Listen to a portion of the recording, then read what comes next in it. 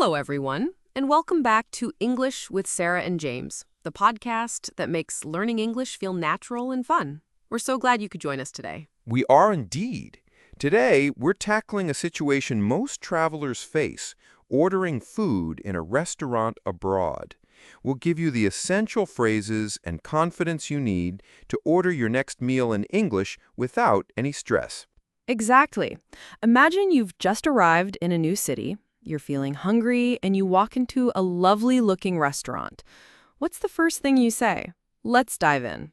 So, James, let's start at the very beginning. You walk through the door. The first step is getting a table. A simple, polite phrase I always teach my students is, "A table for two, please." That's the classic, and it works perfectly. You could also ask a question like, "Do you have a table for three, please?" It's always good to have a couple of options. Now, once you're seated, you'll need a menu. Right. And again, politeness is key.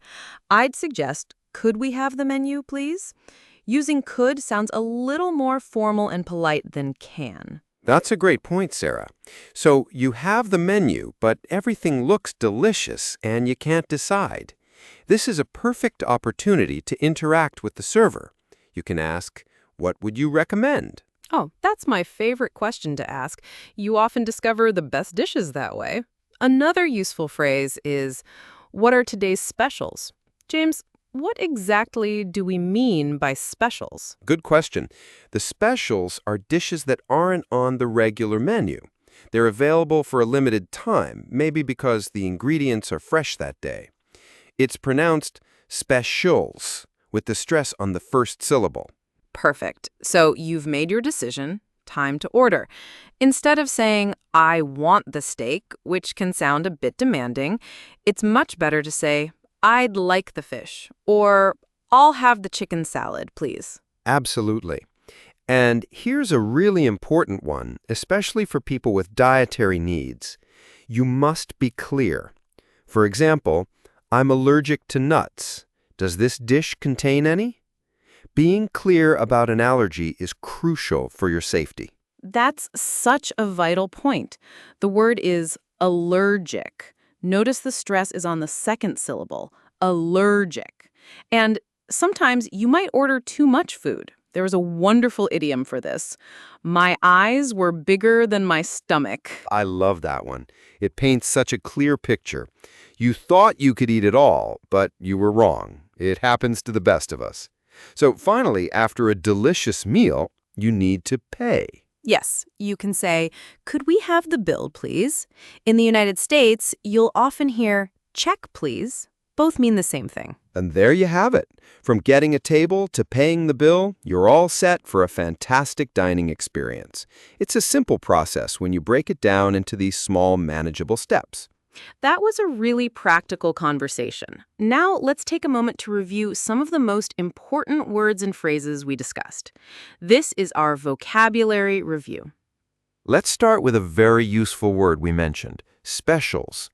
As we said, specials are unique dishes offered by a restaurant that aren't on the standard menu. The full phrase you might hear from a waiter is, "Today's specials are..." That's right. For example, you could ask your friend, "Should we get something from the main menu or ask about the specials?" The pronunciation is quite straightforward. It's specials. The main stress is on that first part, spesh. Exactly. Next up is a phrase that is incredibly important for health and safety. Allergic to. If you are allergic to something, it means your body has a bad, sometimes dangerous reaction to it. Yes, you must use this phrase if it applies to you. For example, "My son is allergic to dairy, so he can't have milk or cheese." Or you could tell a server, "Please be careful, I am severely allergic to shellfish." And for pronunciation, listen carefully to the stress. It's not allergic, it's allergic. The stress is on that middle syllable. That soft G sound is like the J in the name John. Allergic. Practice that one. Great tip. Now for that fun idiom we introduced. "My eyes were bigger than my stomach." This is a humorous way to say that you put more food on your plate than you could actually eat. It's a fantastic visual expression. You could say, I ordered the dessert, but my eyes were bigger than my stomach and I couldn't finish it. It just means you were too ambitious with your food order. Precisely. It's a very common and natural-sounding idiom to use. And finally, let's clarify that last point about paying. We mentioned two words, bill and check. Right. They both refer to the piece of paper that shows how much you have to pay for your meal. The main difference is regional. In British English, you ask for the bill. For instance, excuse me, could we have the bill, please? Whereas in American English, it's more common to ask for the check. For example, we're ready for the check when you have a moment. So bill in the UK, check in the US. Knowing that small difference can be really helpful. And that brings us to the end of today's episode. We hope these phrases help you feel much more prepared and confident the next time you're ordering food in an English-speaking country. Remember, politeness goes a long way. It certainly does. The key is to try. Don't worry about making mistakes. People are usually very happy to help. Practice these phrases, and you'll be ordering like a pro in no time. Thank you so much for listening. Keep up the amazing work with your English learning, and we'll be back with another lesson soon on English with Sarah and James. Bye for now.